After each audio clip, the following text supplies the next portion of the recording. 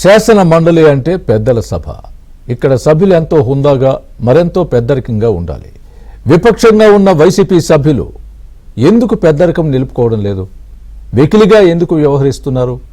బొత్స నాయకత్వంలో ఒకే మాటగా ఉండాల్సిన వైసీపీ సభ్యుల మధ్య సమన్వయ లోపం కొట్టొచ్చినట్లు కనిపించింది. అధికారంలో ఉన్నప్పట్లాగే వ్యవహరించి బట్టకాల్చి మీద వేస్తామనే వారి దుష్ట పన్నాగాన్ని మంత్రి లోకేష్ సహచర మంత్రులతో కలిసి తిప్పికొట్టారు. అనని మాటను తనకు ఆపాదించడంతో లోకేష్లో ఆగ్రహం కట్టలు తెంచుకుంది. ఆనాడు బాధితుడిగా తండ్రి శపథం చేసి సభ నుంచి వాకౌట్ చేస్తే ఇప్పుడు వారిని రఫ్ఫాడించి ఎదురు నిలిచి సవాల్ చేశారు లోకేష్.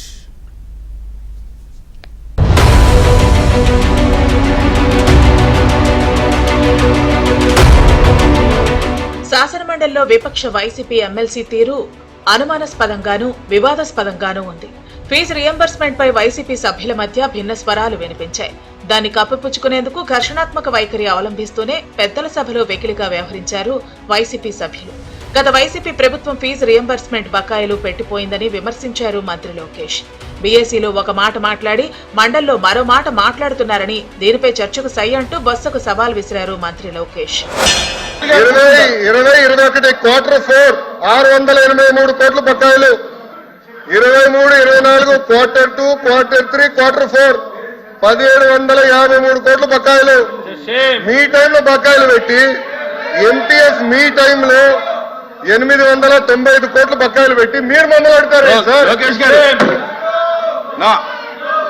అందుకే మీరు బీఎస్సీలో తీసుకురావాలా, మీరు బీఎస్సీలో అందుకే తీసుకురావాలి సబ్జెక్ట్.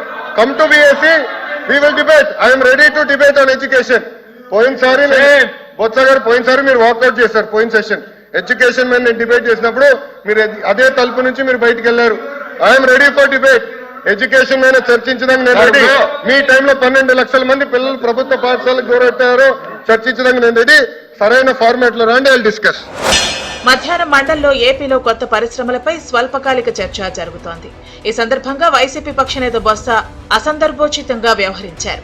విశాఖ స్టీల్ ప్లాంట్ లో 12 విభాగాలను ప్రైవేటీకరణకు కేంద్రం నోటిఫికేషన్ ఇచ్చిందని, కేంద్రంలోని ఎన్డీఏ ప్రభుత్వానికి కూటమి పార్టీలు మద్దతు ఉపసంహరించుకోవాలని వైసీపీ ఎమ్మెల్సీ వరద కళ్యాణి డిమాండ్ చేశారు. విశాఖ ఉక్కుకు 14,000 కోట్లు తెచ్చిన మమ్మల్ని మీరు ప్రశ్నిస్తారా? అధికారంలో ఉన్నప్పుడు 5 ఏళ్లు మీరు ఏం పీకారని బొత్సను ఉద్దేశించి నిలదీశారు మంత్రి లోకేష్. చైర్మన్ గారు టేబుల్ పైకి వెళ్ళారు సార్, మీరు మారుతారు. ఇదే టేబుల్ మీద నుంచున్నాడు ఒక మంత్రి ఈయన ఆయన కూర్చుంటున్న టేబుల్ మీద నుంచున్నాడు. కావాలని పర్మిషన్ ఇవ్వమని ఇచ్చారు. విశ్వాసం చూపిద్దాం. మీరు గౌరవం గురించి మారుతారు మా పైన.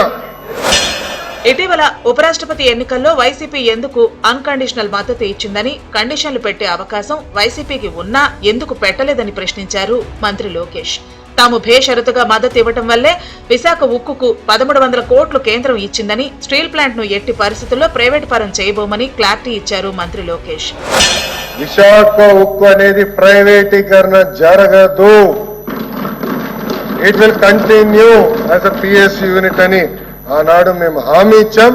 ఆ హామీకి 3 పార్టీలు కట్టుబడి ఉన్నాయని ఈ సభాముఖంగా ఆంధ్ర రాష్ట్ర ప్రజలకు తెలియజేసుకుంటూ సరిగ్గా ఇక్కడే ఎంట్రీ ఇచ్చారు విపక్ష నేత బొత్స.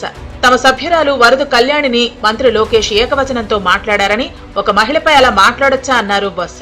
విపక్ష నేత మాటలతో మంత్రి లోకేష్ లో ఆవేశం కట్టలు తెంచుకుంది. మీరు నిండు సభలో మా తల్లిని అవమానించారు. ఆ అవమానమేంటో నాకు తెలుసు.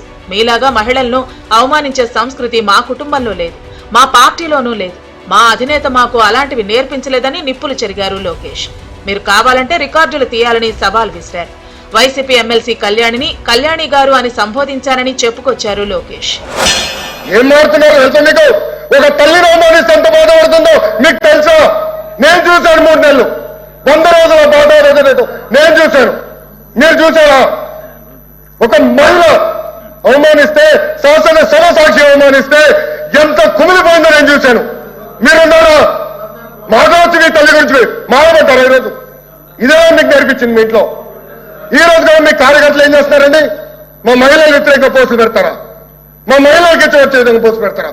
పొరపాటున మా ఒక్క కార్యకర్త భారతిరెడ్డి గారి వ్యతిరేకంగా పోస్టు పెడితే జైలుకు పంపించిన ఘనత తెలుగుదేశం పార్టీది. అది మాకున్న చిత్తశుద్ధి, మీలో కాదు. మహిళలు తిడితే ఆనందపడితే వ్యక్తులు మేము కానే కాదు. ఆ రోజు మంత్రిగా ఉన్నాడు ఈయన, నుంచి ఆ రోజు చెప్పాల్సి సార్ వీడియో నా దగ్గర ఉంది, ఐఎమ్ రెడీ, డిబేట్ చేద్దాం. జరుగుతున్న చర్చ ఏంటి, మీరు మాట్లాడుతున్నదేంటని మండలి చైర్మన్ మోషన్ రాజు ఇరు పక్షాలను ప్రశ్నించారు. ఇంతలో హోంమంత్రి అనిత జోక్యం చేసుకున్నారు. రాజకీయాల కోసం తల్లిని చెల్లిని వాడుకుంది జగన్ రెడ్డి అని, టీడీపీ కాదని, తల్లిని అవమానిస్తే ఒక కొడుగ్గా ఆ బాధ ఏంటో లోకేష్ కు తెలుసన్నారు. బొత్స లోకేష్ ను ఉద్దేశించి చేసిన వ్యాఖ్యలు ఉపసంహరించుకోవాలని డిమాండ్ చేశారు అనిత. ఇప్పుడు ఏదైతే ఎల్ఓపి గారు అన్నారో మాట విత్డ్రా చేసుకోవాలి.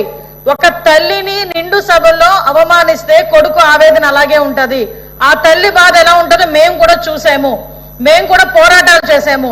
అలాంటి విషయాన్ని రాజకీయంగా వాడుకుంటున్నారు అన్న పదాన్ని ఏదైతే ఉపయోగించారు ఎల్ఓపి గారు, దాన్ని ఈ రోజు పిల్లల్ని అవమానించినట్టే.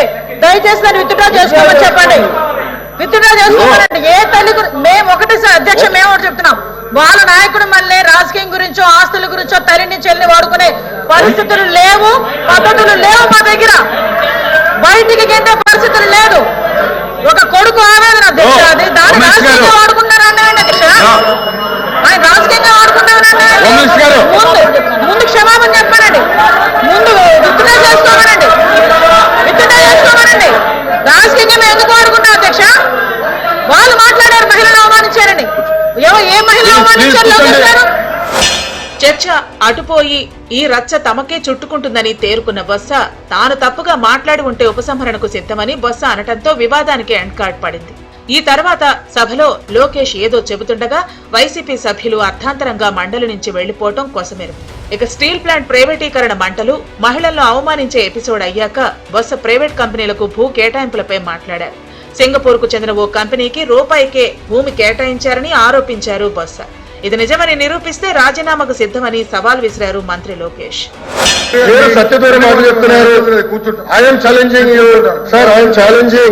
మీరు చెప్పండి, చూపించండి, ఉరిసాకు నేను రూపాయికి ఇచ్చాను, మీరు నిరూపించండి. I will resign now, I'm ready to resign, I'm challenging, I'm ready to resign. రూపాయికి ఇచ్చానని మీరు చెప్పండి, ప్రూవ్ చేయండి, ఈ హౌస్ లో ప్రూవ్ చేయండి. మీకు కావాలంటే రాజధాని హౌస్ నేను మొత్తం డిపార్ట్మెంట్ తీసుకొస్తా, యూ ప్రూవ్ 1 రూపీకి ఇచ్చాను. Only 2 companies, TCS, Cognizant. ఇవ్వచ్చా ఇవ్వకూడదా దయచేసి మీరు చెప్పండి సార్. అసెంబ్లీకి రాకుండా తప్పించుకుని తిరుగుతూ ముఖం చాటేస్తున్నారు పులివెందుల ఎమ్మెల్సీ జగన్మోహన్ రెడ్డి. మండల్లో అప్రజాస్వామికంగా వ్యవహరించండి, అడ్డదిడ్డంగా మాట్లాడండి అని సొంత పార్టీ సభ్యులకు నూరిపోసి పంపుతున్నారు. అందుకే అర్థం పర్థం లేని సందర్భోచితం కాని వ్యాఖ్యలను అధికార పక్షంపై పులిమి రాజకీయం చేస్తోంది వైసీపీ పక్షం. సీనియర్ లీడర్ అయిన బొత్స ఉడత ఊపులకు సిన్సియర్ గా సమాధానమిస్తూ వాస్తవాలను మాత్రమే తెలియజేస్తూ వైసీపీ తీరును ఎండగట్టారు మంత్రి నారా లోకేష్.